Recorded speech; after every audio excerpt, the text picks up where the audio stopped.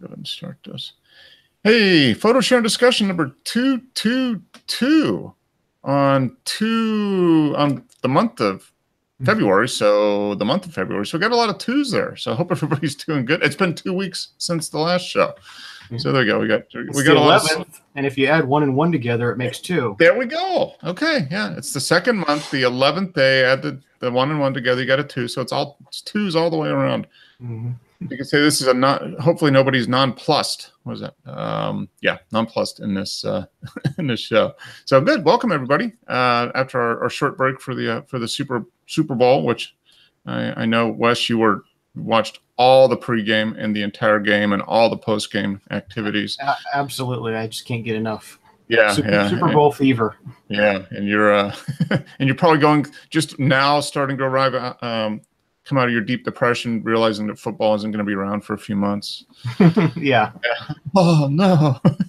I heard somebody talking. I mean, I watch football, but I'm not. I can kind of take it or leave it, I guess. But people, somebody here, I'd heard in one of the. I was in a Starbucks, getting a cup of coffee, and the guy's like, "I can't believe football's over. I don't know what I'm going to do for." And he was serious. What I'm going to do for the next 6 months or whatever. I'm like, really?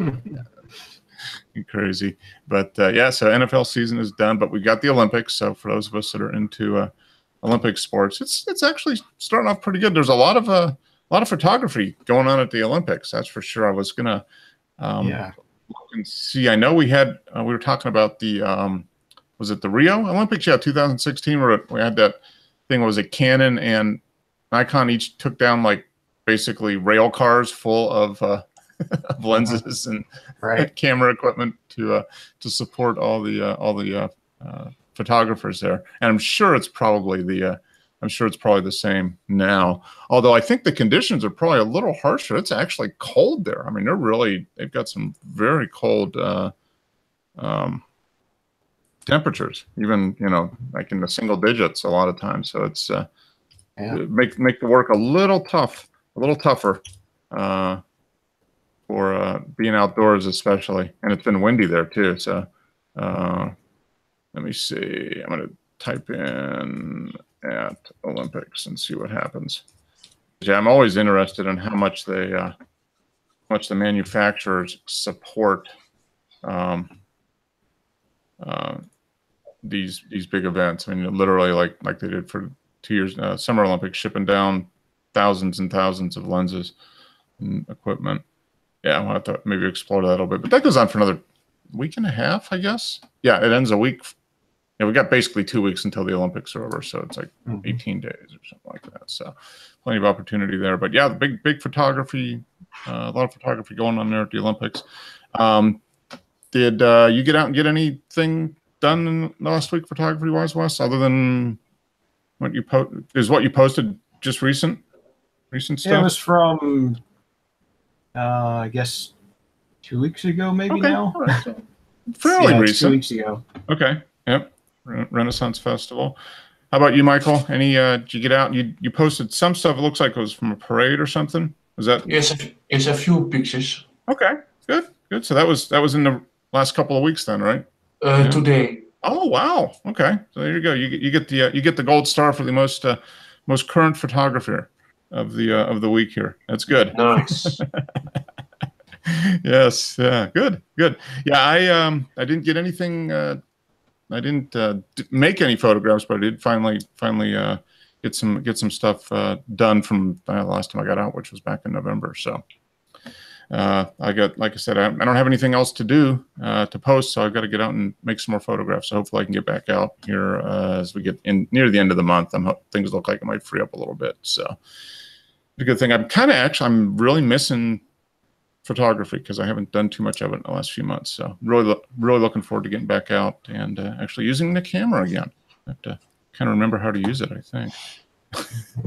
How about the equipment? Any equipment purchases? Anything? No. How about you? You still looking for a lens? I still am. Any luck on that? I'm still looking, and I still haven't bought anything yet. Yeah. I'm thinking it's probably going to be March or April. I was working on my taxes here the last week or so, and I'm not going to owe any money this year. which was good. I'm actually That's going to good. get back a little bit, which I never like giving a loan to the government for a year, but if I can get it within, like $1,000 one way or the other, I'm pretty good. So I'm good. Right. Yeah, As long as you're not getting back a crazy amount of money, you're all right. Yeah, exactly. And I'm not, but I'm getting back. I thought I would actually have to pay a little bit, but turns out I'm not going to. So I did fine. So I'll probably take a little bit of that when that comes back, probably mid to end of March, and get that 90 millimeter. It looks like prices are. I've got a pretty good idea which one I'm going to get. I know I just need to find the one I want and get it. I think that'll probably be my be the one purchase for this year. Now give me the 2 lenses for the large format camera, and I think I should be fine with that. I'm really happy with the 1 lens I've got, but I can definitely see the advantage of having that little wider angle lens. So yeah, I'll probably do that in March before spring and summer comes along too much. So I'll actually be able to take advantage of it this year. How about you, Michael? Any photography purchases? Nothing? No, my car needs a maintenance first. Yeah, it's probably, you can't drive your camera to work. So yeah, it's probably a good thing to get the car maintained. Yeah, I know that photography is one of those things that is definitely a hobby for all of us. So when we have the extra funds available, we can use it. If not, then it has to get reprioritized towards things that actually generate funds for us or allow us to keep a roof over our head. So definitely good. But okay, well, good. Yeah, let's jump in here a little bit. Any photography stories or anything you guys noticed in the last couple of weeks you want to talk about? Because I haven't spent any time in the last week and a half really going through any of the blogs I normally go through, so I hadn't done anything. I haven't seen anything in the last week or so. Okay. Yeah, I hadn't really looked. I try to look at like Canon rumors and Petapixel and that type of thing a couple times a week, and I haven't even looked at it. I've been buried with work the last week, especially, so I haven't really done anything. So yeah, I didn't hear anything in the news that was anything that kind of caught my ear. There was that controversy over the Peter Lik moon photo that came out. I don't know if you saw the news on that one. No, I didn't. So whether it was real or not, is that basically right? It? Yeah. Let's see. And that seems to be the controversy with a lot of his photos. Yeah. Wasn't he in the news for something like that a couple years ago? There was some other photo that people were all up in arms about, and he sold it he sells them for a ton of money, right? Yeah. Okay. Peter Lik on Spotify, so I'm assuming. No, I just Googled Peter Lik moon photo. So which one is it? Peter Lik stock photos. I just moon photo. Oh, moon photo. That's not good. I'll put the link in the show. Yeah, if you got the link, that'd be good. Look and see. Let's go and open that up. Let's see what it is. Called out by photographers over faked moon photo. Okay, let's share this and talk about this a little bit. That's interesting. Okay, so here we go. We've got our faked moon photo. So they're saying having sold $500 million of prints. Wow. Wow. Yeah. Raising cries of Photoshop. This photo was captured in the U.S. and he's currently selling 950 limited edition and 45 artist proofs. F-Stoppers first called it out by publishing a 31-minute panel discussion and debate. So they got a whole thing there. Yeah. Many of them arguments as to why it can't possibly be real. One of the most is that the clouds in the photo appear to be behind the moon. Right. There's some in front of the moon and there's some behind the moon. Oh, man. Questions are still raised about the dynamic range is properly, yeah. The lighting, particularly the direction of the light and the depth of field. Everything is perfectly sharp. Physics, there seems to be a complete lack of atmospheric disturbance. The moon appears to be identical to the moon in another photo titled Bella Luna. Okay, so we've got 3 distinguished photographers outside of myself in there. Hey, Dennis, how's it going? I'm fine, Mark. You? Good, doing well. Are you hot on the trail of this Peter Lik moon photo controversy? No, I was just listening to what you had to say. So I want to get you through your expert opinion. Is it real or is it Memorex? Is it fake or is it real? Well, to me, it looks fake. Yeah, I think there's no way that could be real. I'm thinking it is photo art. Yeah. Which parts of it, I mean, all the pieces are real, but they're put together in such a way that it's not real. I mean, that's probably a real moon photo. It's probably a real cliff. There's probably some clouds back there. And he paid one of his interns took a lot of time, and they put it together in Photoshop. Mm-hmm. But, at the end of the day, does it really matter if it's real? If people buy it, and they're probably buying it for whatever they perceive as the artistic value of it, does it matter if it's real or not? I don't know. I think they're calling it out basically because he's trying to sell it as a real photo, or any of his photos as real photos, Yeah. rather than something that's highly manipulated. Yeah. So the odds of this happening are like winning the lottery, getting hit by lightning, and solving global warming all in the same day.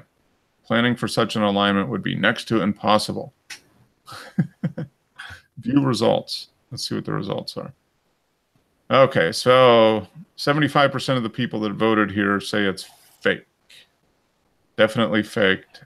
And 15, yes, possibly. So between the two, you've got 91% that are saying it's most likely fake. I'll be more impressed if we can see the Hasselblad that the lunar people left up there. Mm-hmm. Yeah. Real. Yeah. I don't know. That's kind of interesting. Now so is he claiming it's a completely real photo, or is it that a real photo is part of the image? That's kind of like, depends on what your definition of is. Mm-hmm. All right, so Dennis, you think it's fake? How about you, Michael? Fake or real? Fake, but it is art. So. Mm-hmm. Yep. I'm of that opinion that it is fake, but it is art. So good on him for being able to do it. But if he is really truly pushing it as a real photo that he set up his camera and did that, then I don't believe him. Yeah, Mark. There was a guy on YouTube who was doing this with the globe of the Earth, and it was floating in midair, and it was a 3-dimensional hologram. Huh. And people were saying, "Oh, this is awesome. Where can I buy one?" Mm-hmm. Yeah, and I think he ran it for quite a while before he come clean and said it was just an advertising gimmick. Mm-hmm. Someone offered him $1 million if he could bring the machine round. Yeah. Now this is, it is definitely a piece of art. Now whether it's all of one photo, I don't think so. But that's a neat image. But an image doesn't necessarily mean a photo anymore. It's okay. Well, that's kind of interesting. But yeah, he's going to sell out. All 950 are going to sell. and his 45 artist proofs are going to sell. I don't know what he sells them for. It's probably too much. Okay, so let's go to look.com and see. Oh, not found. He took it down. Let's see what new releases. Wow, look at that. See this? All right, I think Simi took a picture just like this a few months ago. I mean, he has a here. That's certainly possible to be real. Yeah, I mean that. Not, yeah, it's just a really long exposure at the right time. Yeah, recess mount, and it's $4,400. Yeah, come a long way, isn't it? Yeah. Yeah. No, I mean, you got to give Peter Lik credit. He is a master marketer. He's a good photographer and a master marketer, and he's making a lot of money doing it. So. Yeah, Wes, would you pay $4,450 for that? No, I'm afraid not. I'll just go down and take my own. Yeah, I could buy a lot of cameras for that much. Yeah. There we go. How about this? $6,800 for 100 centimeters. So 30-inch print, basically. Yep. And if you're well-to-do, that's not crazy money. It's, no, you know, put something really nice on your wall. Yeah, I mean that's a nice big print, and it'll probably hold its value. Yeah, go up. Probably not gonna drop at least. So yeah, I mean I don't know if I'd call it an investment, but here's the famous lavender fields of France, I guess, huh? 3,900. Yeah, that's pricey, but you know, he wouldn't price it like that if people didn't buy it. You know, to a certain extent. You know, so it's all part of the process, I guess. You know, he's been very successful. You know, and the images probably are highly photoshopped, but almost anything that is posted is photoshopped to some extent anymore. Anything I post up, I mean, is, you know, I've done some even film. You know, I've done at least some basic adjustments and that type of thing. So is it the real photo? Is it a real photo or not? That's the I guess that's the philosophical discussion. Is it what counts as real or what counts as fake? So, are you saying you faked up your large format on this week then? Oh yeah, I mean by somebody's definition, I'm sure I did. You know, I didn't take a tree from one image and paste it into another and call it the same image, but I took that image and I adjusted, you know, the saturation and I did some highlights and that type of thing. I guess it's fake, you know, but somebody would say it's fake and other people would say it's completely original. Who knows? That's why it's art, though. That's not really faking it up, though, Mark, is it? I mean, because you put your negative in the scanner, then you got to allow for the artifacts of the scanner, isn't it? Yeah, the scanner's going to blow out the highlights because it's yeah. But you're going to have to do a photograph in the darkroom and then compare it. Yes, I actually did make some progress on that front. I talked to the guy and. I thought they were going to do a darkroom class coming up, but they're not for a couple months. So we just have to agree on a time for me to meet him down there during the week sometime, and he's going to walk me through. So I'll get to learn the darkroom here, hopefully in the next couple weeks. So maybe I'll have an actual print from the darkroom here within a few weeks. That's my goal. So we'll actually get there. But yeah, I mean that is, I guess, ultimately the discussion. What is fake and what is real and where's the line? You know, what qualifies as a real image or too much overly adjusted or overly photoshopped. And I guess everybody's got a different opinion of that, I would suppose. So all right, well, speaking of fake images, let's take a look and see what we got here. See what we have. Because I'm sure There we go. All right. So I think the last image was this one. Yeah, from Joe last week or 2 weeks ago on the plane. One out of Las Vegas. See, here's a fake image. I don't know. So this is from Simi. So this was, wow, okay. Taken a month ago, basically. We've seen this facility a couple times in the last few years. He's photographed this building as dam, and I guess it's a power generator in previous years in different weather. So this is kind of a revisiting it. Stevenson Center, located between Oxford and Monroe, Connecticut. But most was melted. Yeah, so apparently there was a lot of snow and ice, but it's almost gone here. And this is a 239-second image. Wow. Thanks to the 10-stop ND filter, probably. Yep. But you get some great effect on the water and on the clouds as a result. That seems a very long time, even for a 10-stop. Yeah. There's also an F16 too. Yeah, at F16 and 50 ISO. Mm-hmm. And probably later in the day or early, so first light or last light, because the sun is low in the sky here.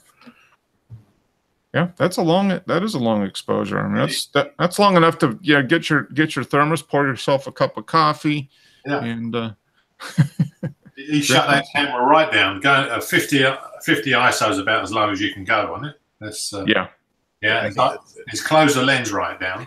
Mm-hmm. Yep.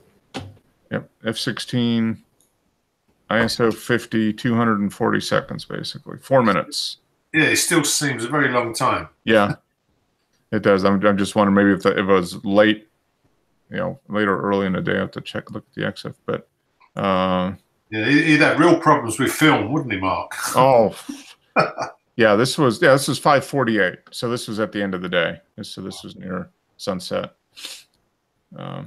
Oh yeah, film. You had in reciprocity failure on this? It'd be 8 minutes, yeah. Or 10, yeah. I don't even know. I mean, I've got a reciprocity calculator on my phone. I'm interested now to see. That's going to be you're going to have to double it. Okay, so I've got it. Let's see what it says here. It is Inverso is the name of the app, which I found actually pretty useful. Okay, so I'm going to put in that it's going to require measured time in seconds. So it's a 10-stop filter? Yeah. Okay. Well, that's just measured time in seconds. 239. Focal length, 135. I'm just going to do that. Bellows extension, I'm not going to account for anything weird there. No. And FP, I'm going to do Ilford. Let's do Delta 400. I'm going to be generous. Oh, no, that's too fast. Yeah. Well, let's do Velvia 50. Yeah, Velvia. There you go. Velvia 50. Velvia 50 will be it. Yeah. Measure time in seconds, 239. I think I might have broke the machine here. Let's see. Adjust. Oh, okay. You were pretty close, Dennis. So 239 seconds and Velvia 50 with 135 millimeter lens, so no bellows compensation. That's on Fujicolor 200. Okay, so if I go down to Velvia, you wouldn't need bellows calculation if it's not close focus. It'd just be infinity. Yeah. So if I do that, okay, 13 minutes 34 seconds. Yeah, on Velvia 50 for film. So 4 minutes would turn into 13 minutes and 34 seconds to account for reciprocity. Wow. Yeah. That's it is interesting on how quick that comes into play. Yeah, because as soon as you go over a few seconds, you're gonna have to start doubling everything. Mm-hmm. And for me, I found a lot of times it's yeah, like a second and a half or 2 seconds seems to be right at the trigger for when it really start making a difference. Yeah, I remember that if you're taking black and white, Mark, Mm-hmm. if you're using a light meter, it's measuring the full spectrum of light, whereas black and white film is only sensitive to blue. Mm-hmm. So you've got another time factor to take in consideration there. Yeah. You're not getting the full spectrum of light, what the meter's reading. Yeah, that's true. And I wonder if the calculators that are good ones actually count for that. They must, I guess, because I've used it and it's come out okay. You know, I haven't done a lot of shots like that, but I've had 8 or 10 where I've had to account for that. And you know, a 1 second exposure turned into a 2.5, or a 2 second exposure turned into 5, or something like that. Yeah, I'd probably ignore anything up to about 2 seconds. After that, you're going to have to just double it. yeah, for the most part, I think you're right. So, yep, but yeah, 239 second exposure. So that's a good image, though. Good result. And here we got one from Jose. Sandstorm at Route 66.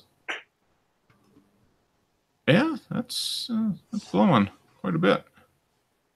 This was with his Sony with his Zeiss 16-35.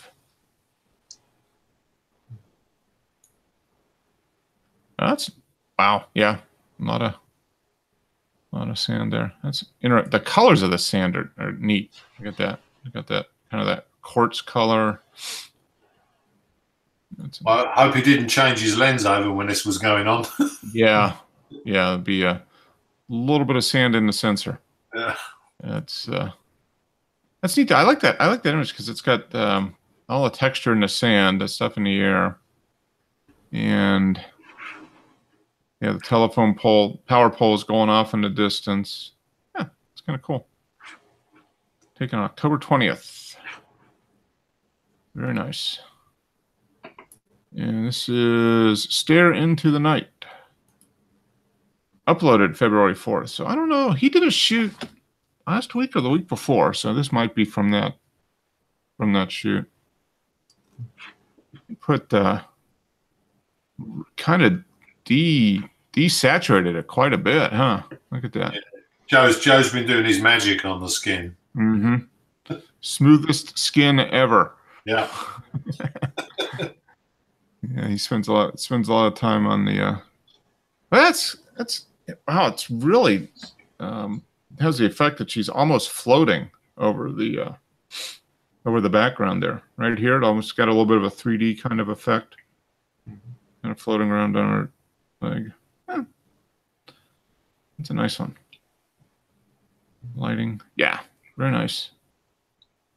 You see that like on an album cover or something. Mm-hmm. Yeah, you would actually. This is like album artwork. Mm-hmm. Yep. It's a great album name, Stare Into the Night. There you go. Mm-hmm. Okay, Michael. So we've got was this a neighborhood? Looks like a. Yes, it is. It is by neighborhood. Okay. And what was the occasion for the parade? Or the it's a Catholic thing. A what? I'm sorry. Yes, a Catholic. Okay. You know the religion. Okay. They have a party these days. Okay. And they celebrate it. Okay. Oh, Carnival. Okay, yeah, Carnival 2018. It looks like the weather was cloudy, but not too cold, huh? Well, it was rainy though. Okay. Oh, yeah. I see some. Yeah, I can relate to this, Michael. This is real English weather you've got here. Yeah, isn't it in Ireland also rainy? Oh, you've been rainy, haven't you, Ben Dennis? Hasn't it been rainy in Yeah, it was ice today. It was like sleet. Oh, lovely. Fine. Yeah, it was going white on the way home on the train from London. Yeah. Okay. All right. So it was turning from sleet to snow, basically. Yeah. Yeah, it's quite cold as well. It's about 2 degrees outside. Okay, yeah. Chilly. Oh, this is actually a pretty elaborate float here. They put a lot of effort into this. Yes, they have. Now, do they hang on to them and keep them from year to year? Or do they tear them down? No. Every year they build a new one. Okay. Wow. That's a lot of work. It is. Yeah. But they look like they're enjoying themselves. Yes, but it's also because they like to drink a lot these days. Yes. Well, they have lots of put lots of happy juice in them before they started marching, huh? Yes, they have. Very neat. Oh, Fred Flintstone. Okay. That is that's very creative. I like that.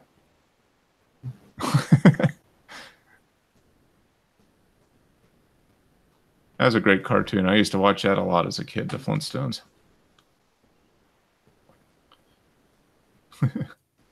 It's nice. And we have here, something went wrong. Looked like the elephant, I guess. Yeah. It fell off. Yeah. It fell off the was it made out of like paper mache or Yes, those kinds of materials, yes. Okay. Yeah. And it must have got wet in the rain, and did it just fall off the front end of the float probably, huh? I think so, but I don't know. Yeah. Oh, look at those heels. I just noticed that. There's some serious platform shoes going on there.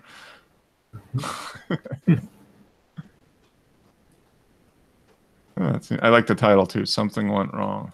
That's a nice, good title. Oh, cool. I guess there's a person in there. No, there's no person Nobody in there. Okay. Oh, there are the wheels. Okay. They just push it. Uh-huh. Very neat. And we got the band. They got their welder's goggles on. Is this the steampunk marching nuns, I guess? Cornuton Airlines. Carnival with nonstop something. It says we fly non-stop during Carnival. Okay. I like the welder's goggles too.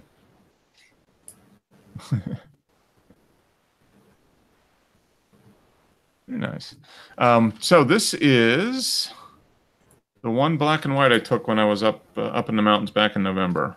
So this is looking off a ridge line. I think southwest, looking southwest. So colors. Yeah, there were some reds and stuff. I've got a color version of this as well, but there's some decent clouds in the sky, so it came out okay. I had an orange filter on here. Was it hazy, Mark, or was it was a little hazy? Yeah. It was a little hazy. There was some real thin high clouds, and it had been windy the day or two before, so there was some. I think there was probably some dust in the air too. Did you tilt the lens at all? A little bit, a little forward tilt, but I think that's all I did. Did you open it right up then? Is it F64? No, this is. I think this was. I don't have the X up there. I want to say this was 32. I'm pretty sure. Let me take a look. I've got my little database. I think this was 32.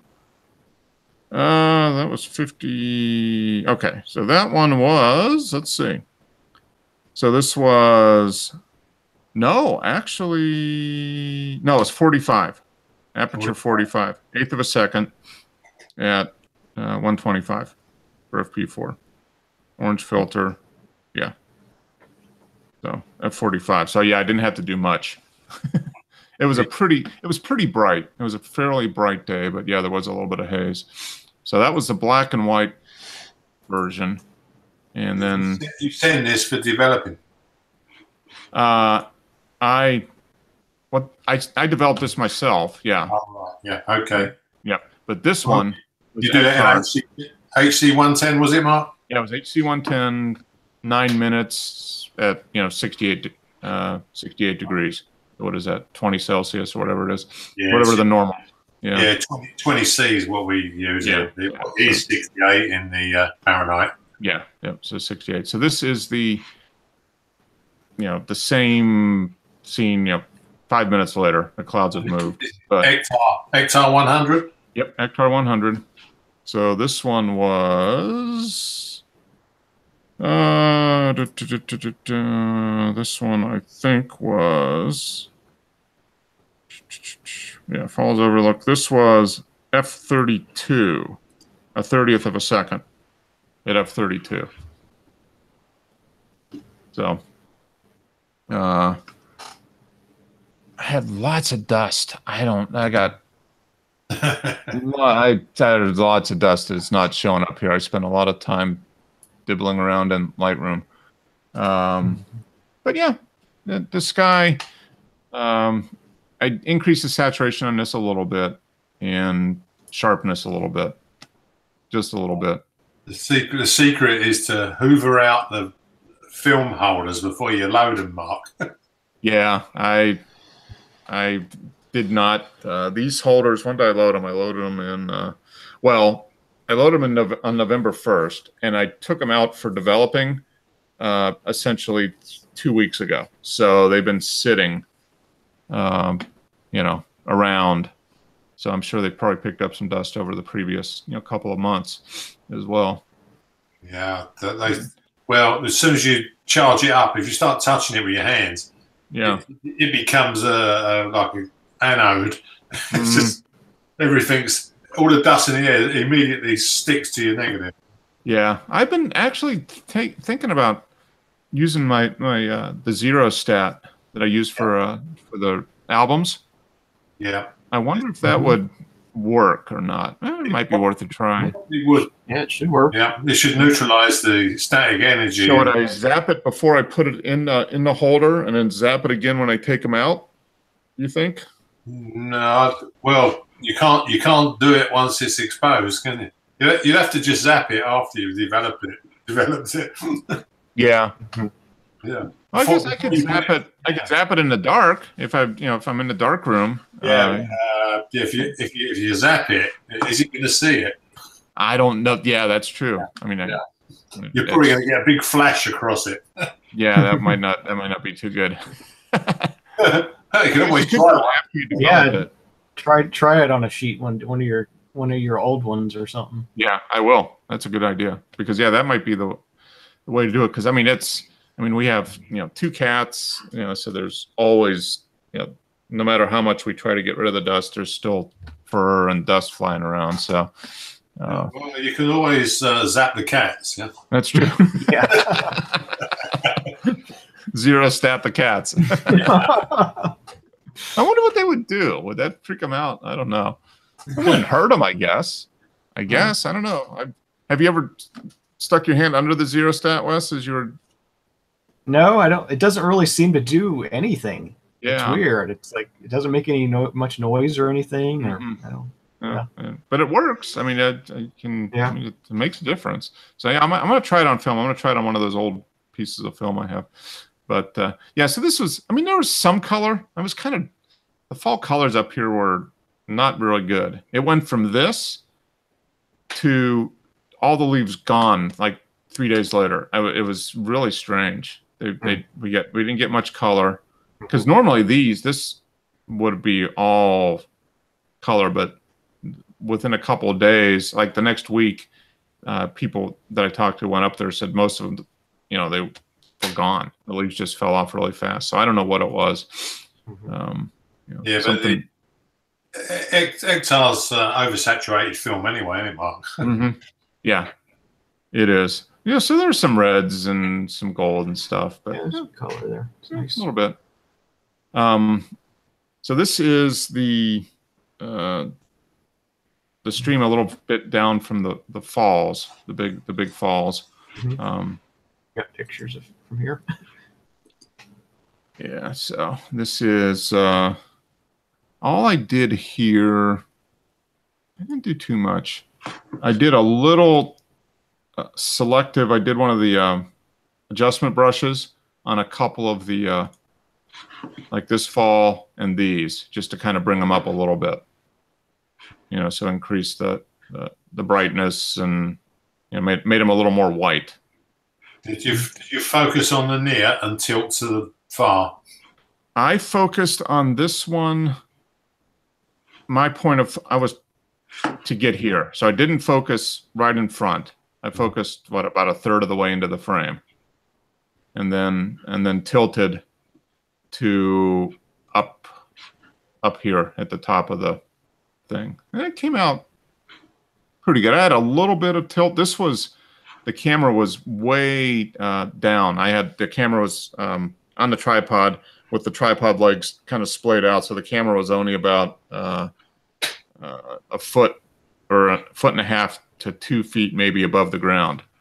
So it was a little tricky getting down, and it was on rocks. This was sitting out in the stream a little bit, so I was a little tentative about doing too much. Next time I get the opportunity, Mark, I'm going to focus on the near and tilt to the far, and then I'm going to do the same photograph by focusing on the far and tilting to the near. Yeah, because I think one really exaggerates the size of the boulders, So if you focus on the front and then tilt to the rear, will that change the perspective of what's in the front? Or I think that changes. That brings the background into full focus by tilting, and you have to do it. How many times do you do it? 3 times? 3 or 4. Yeah. yeah. Because I think 3 is there's not much adjustment after 3, and then to if you've got a soft middle, they just say shut the lens right down. To like 4. So everything should be crystal clear. I'm not sure if it's tilting the other way will make the foreground bigger. Yeah. Yeah, and the background far away. Yeah, that's I haven't really dug into that too much. I've just been concerned about just trying to get a decent image, and now I've read over what the different perspective, tilt and shift and all that, what the differences are, but I really do need to revisit. There's just so much more you can do with a camera where you can swing the lens and rise and fall and shift. Yeah. And there's an infinite amount, which is good and bad. yeah. And of course, if you've got a camera where you can tilt the back like our ones, that's another game. Yeah, it is. But yeah, I mean, I think it came in pretty good. I mean, the rock here is a little more in focus than this. I think this is pretty good, and the back is pretty good. I mean, I think it's pretty good. I don't know about this little bit here. It's not too bad. Yeah, you could probably make this a 40 by 60, and it's going to look good. Yeah. This is actually one of the ones I would like to maybe print a little larger and see. Do like so here are the falls. Amicalola Falls. So I parked way up here, and you had to hike down like 600 steps or something to get down to this point. But there's a little observation deck that's kind of going out partially into the stream. You're able to shoot back up to the falls. So, and some color, but not near as much as I was hoping for. But there's some there. Yeah, there's a little bit. there's some reds up here and some golds and oranges and a little bit, and some leaves sticking in the, floating around in the stream. So yeah, I'm not pretty good. I mean, I think I'd like to go back here again next year on fall colors and hopefully with a little bit more color. But yeah, it's neat. And it's a nice platform, so I was able to set up the camera and take my time, and it was a nice stable platform. So I just need more cooperation from the leaves. But yeah, it's fun. I mean, this is definitely one of those ones where it would have been neat in black and white, but I thought with the little bit of color there, I mean, that's what color film would be for. So, and here we got Medieval Fair, Hogstown. So how long is the medieval? Do they keep it around for a month or so? It just runs for 2 weekends. Oh, okay, all right, so pretty short run then. Yeah, the one down in Tampa runs for like 6 weeks or something. It's okay, really long. Okay, yeah, that's kind of pretty colorful. Like the green and red there.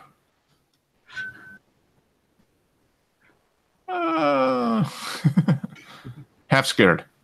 Yeah. Good title.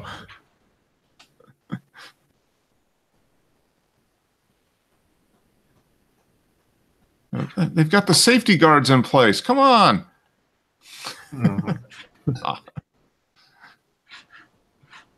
Is that pretty well attended? You get a lot of people go to this? Yeah, it's very well attended. Gets kind of overcrowded at points. Yeah. It's probably nice. Weather-wise, it's pretty nice, though. It's probably not 70s. Yeah. And it's not too cold, but it's always like gray and dreary, kind of. Yeah. Just that time of year where it's just more clouds in the sky than not, a lot of times. Yeah. I like that. That's good. Good expression there. It's not me. It's they have a living chess match kind of thing that they do, and okay. So a giant chessboard and move people around. Yeah, they move people around, and then they have these mock, duels and stuff when they encounter each other and things. Okay, that's kind of cool. Neat idea. Is this with the 300? The old Tamron 70 to 300, yeah. Okay, good. Nice framing there. And I also like that his cape. His cape is red, and the group of kids behind him all have red shirts. Or his cape is green, and the kids have the red shirts on. I thought that was kind of neat. There's a nice contrast between the green and the red. Yeah. Yep. These kind of things are very lots of colors. Yeah, so it's a very lots of good opportunity to get lots of colorful shots. And here we go. The dueling, disarmed. The two knights going against each other, huh? Yep. Yeah. Doing the jousting. I like that one. Pretty cool. Yeah, that's kind of fun stuff to go to. Oh, okay. And we got some more pictures from Rome. Yeah, I just stuck a couple more up because there's no shortage of fountains in Rome. Yeah, there's pretty much on every corner there's a fountain, I would imagine, huh? That's a neat one. So this is outside of, or where is this fountain? What square? St. Peter's Square. St. Peter's Square? Okay. Yeah. This is in the square now. And this was, I mean, there's not that many people there. And the weather looked decent, so you hit it just about right. Yeah, that weather was for January. You're looking at 18 degrees. That was pretty good. Yeah, and people, but not crowded by any means. Which is no. The people I know who've been to Rome have told me they've queued for 2.5, 3 hours to get into these places. Yeah, we queued for 10 minutes. Yeah, right. Yeah, that's. I don't know. I mean, obviously summer is when most people, have the time to go. But man, you'll be queuing in 40 degrees. Yeah. Yeah, yeah. It'll be 100 degrees, and you'll be sitting in the sun for hours and hours to get into thing, and you only see a few things because you're spending all your time standing in line. Yeah, I think where the people line up, they provide canopies. You know, they bring umbrellas with them to keep the sun off. Yeah, yep, yeah. No, that is definitely someplace I'd like. My parents have been there twice, once in the spring and once in the fall. So lower tourist season, and they really enjoyed it. But my mom said, no, I couldn't imagine going in the summer. Like you said, Dennis, it would just be so crazy. Yeah. Now this place is. Have you ever heard of the Spanish Steps? Mm-hmm. Yeah, this is at the bottom of the Spanish Steps, and okay, my son was really impressed with those shops because it's for the rich people. You know, you look in the window of the shop, and there's a handbag for sale for €2,000. You know, yeah, and €700 for a. So basically, down this street here, down this square where the people are standing, they've got Versace, Boss, you know. Gabbana and that. Okay, yeah. Is it Pravda? Yeah. Yeah, it's all there. Designer, all the designer stores, Dior, yeah. Yeah. I see Dior, I see Pravda, I see expensive. That's all it is. It's just different ways of saying too much damn money. Yeah. Yeah. This is obviously where the rich people stay in Rome. So this is with the super wide. So once again, this would be really hard to get the whole. You got almost the whole fountain in. I mean, you got 3/4 of it. Yeah, the people. I actually held the camera over the top of someone's head because they were sitting all around this fountain. It's just getting close enough. Yeah. Yeah, it's neat. Yeah, I mean that's a great travel in the city combo there. It is. Super wide. I left the super wide on most of the time because it's just the lens, especially if you're inside. You know, and you haven't got to focus it, Mark. It's just hyperfocal focus, and just worry about the only thing is, of course, you get a little bit of distortion. That arch is quite flat to the ground, really. But this is Constantine's Arch near the Forum, between the Forum and the Colosseum. Okay. But if you had a less wide lens, you wouldn't be able to get any. You wouldn't be able to get anything. So if I put the 50mm on, I'd probably have loads and loads of people, and the arch would be a long way away. Yeah. I was virtually standing on that fence where that fence is now. Yeah. No, it's a compromise. You know, you get the whole thing. You know, the whole view and a big a bigger perspective on everything. But on the other end, there is going to be some distortion. But Tim said that he's been there and. He commented on my photos of inside the Colosseum. He said he couldn't get photographs like that. You only got a bit in the middle. You didn't get the whole of the Colosseum in. Yeah, and that's you can see you can stand there without and just look at your eyes and see almost the whole thing. Or be able to very quickly get the whole view, and you're not going to duplicate that with a camera unless you've got a really wide angle lens. That's it. Well, you can't see that view with your eyes. As soon as you look through the camera, you just bring everything in. Yep, exactly. So, I mean, that's the if you're going to a place and you want to capture the whole expanse of where you're at, then a wider angle lens is the way to do it. So this is inside the Galaxy lamp. Yeah, this is a fiber optic lamp. Okay. Which has got a small motor inside, and it goes through the colours of the spectrum. And it's in a smoked glass dome. They were made in the 1960s and 70s. Okay. Company in England, and I converted it to LED because they used to halogen 50-watt halogen lamps in, So oh, okay. Now it's got a 5-watt LED. Okay. That's I was using the 90mm Leica to get this shot. Okay. So how big is this? It's probably about 12 inches across a dome. Yeah. Okay. So it looks like you're looking down into the center of it. Yeah. And okay. So the light source is down here then. Okay. Yeah, the light source is right down the center, and because I got all the stars on the ends of the fiber optic.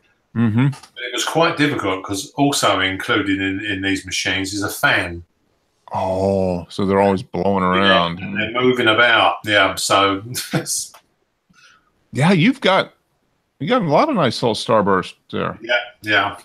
I was quite pleased considering that the motors whirring and the colors are changing. Yeah. That's pretty good. So that was F. What? Did you do 16? No, I think I had it about 4, maybe 5, 6. Wow. Okay. Yeah, because I tried using other lenses, but I couldn't get close enough. Okay. Yeah. It was bringing the whole machine in, So and the table it was standing on. Okay. Yeah. Yeah, I was using the Voigtlander close focus adapter as well, wide open. Okay. Yeah, to try and get closer than the lens was ever designed to do. Mm-hmm. Oh, that's a neat effect, and it looks like if you just take a look at it, looks like it's just kind of shooting out at you. Yeah. It's kind of like one of those in the movies, when somebody goes through a black hole or a rip in time, the space-time continuum, they're flying through space or something. You see the stuff whizzing by. Yeah, there's quite a few reflections in the smoke dome. You can see on the left-hand side, and windows in the background. Yep, there's windows there. It just adds to it. It doesn't. It doesn't look like there's a door in it. It's just... Yep, lots of little Easter eggs in there. Yeah. There's a ceiling. I'm assuming that's a ceiling there, probably. Yeah. Oh, that's an interesting shot. Yeah, I was just playing. Well, sometimes you get some of the best shots are just trying something different. Yeah. That's all part of the fun. Oh, cool. That's some good images. Let's see if anybody else posts anything up here. Let's see. Nope. Looks like the last one. Good. Good stuff. Glad you guys are able to join in and see if I can actually make some more photos here at some point. I might have to use my digital camera if I want to get some photos. I might have to actually charge up the batteries and put that in. I haven't used a digital camera in a long time, Dennis. I don't know. Yeah, I've still got some slides left in the Leica to use up, and I can develop the roll. There's not many left, but I didn't want to buy E6 chemicals until I've used some of the large formats to justify. I'll do the 4x5s at the same time. Yeah, I would. Yeah, might as well, because you only have a limited lifespan on the chemicals. So yeah, E6 won't last very long. It'd probably be lucky to get 6 weeks out of it. Yeah, so it's better to just have everything ready to develop at once, and then just do a big batch. That way, you make sure you get everything as consistent as possible. C41 is going to be the stuff to use really for like negative color. Because me and Tim got 35 rolls of film through 1 liter. Wow, that's a lot. Yeah, and it was already like 3 months out of date. Okay, and it was still okay. Yeah. I remember. Yeah, the images were fine. You didn't get much. No. When it goes bad, you start getting color shifts and that type of thing. And the color shifts came after I left it for another 6 weeks and tried. Okay. Yeah.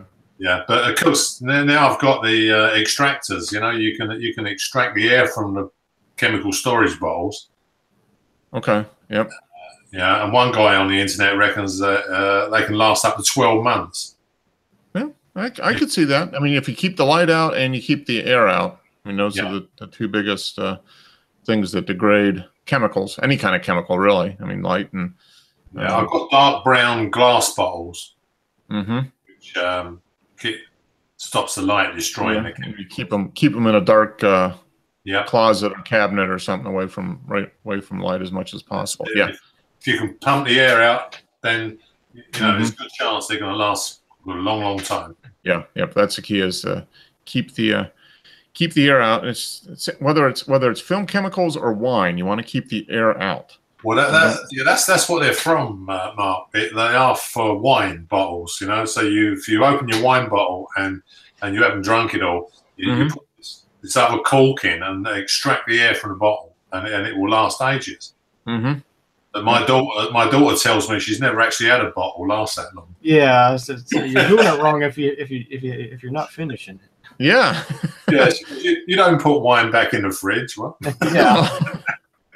I can see for a bottle of wine. Yeah, I mean, maybe a day, maybe one. If it's like the last bottle of the night, I was like, okay, I got to stop, and then you finish up the next day. I suppose if it's a restaurant or a bar and it's very expensive wine, then it would pay them to do it. Yeah. Yeah, when they can charge $20 a glass and get 5 glasses out of their 5 or 6 glasses out of their $30 bottle, $40 bottle of wine that they're charging $150 for to serve. Yeah. Good game. Yeah, it is. That's where all the margin is. It's in the drinks. It's not in the food. So, hey, good show, everybody. Michael, thank you very much for staying up late and showing up even though you're sick. You get the team player award for the week. Appreciate nice. It. Yeah. Good. I hope you get well soon. He didn't catch his off of Joe, did he? I hope not. Yeah. I don't know. I don't know. But it's been going around. The flu is going around all over the place. I've got a lot of people I know here that have had it, and so far we haven't. But there's still plenty of time. They're saying the flu season actually will go all the way till April this year. They think so. Yeah, still plenty of time. I hear Kentucky bourbon is a good cure. That's what I hear too. Yeah, I've got to get some more of that. I just finished up. My brother brought me a really nice bottle of whiskey over the Thanksgiving holiday, and I finally finished that up a couple days ago. I was like, I need some more of that. That was good stuff. But very good. Maybe that's the secret. I've been having a little bit of whiskey, a few nights a week. It kind of keeps the illness away. Yeah. They say it does. Yeah, I don't know. I'm just fingers crossed that I don't get sick, and hope you get well fast, Michael. Thank you for showing up. Wes, have a great night and a good week. Dennis, you too? Yeah, okay, guys. I'll see you next week. Yeah. Next week, yeah, we should be ready to roll here. I don't think there's going to be any interruptions for a while, so we should have a good string of shows here coming up through the rest of winter and into spring. So just need to get out with the camera and actually do some photography. That would be a novel idea. So hopefully I can do some. Pollen's already flying here, so it's spring is on its way. Yeah. Wow. Yeah, I guess. Yeah. Well, that's about right for you. Though mid-February is about when you start seeing the pollen, huh? Yep. And don't forget, Wes, to use up that last frame. Okay. Working on it. He's got an excuse now, though. He's got to wait till the pollen goes away. Yeah, it's gonna get all dusty. Oh, right. Got to wait a couple weeks at least. But, suffer from a hay fever. All right, guys. Have a good week. We will see you next week, I guess. All right. See you next week. week. Take care. See ya. Yeah. All right. Bye.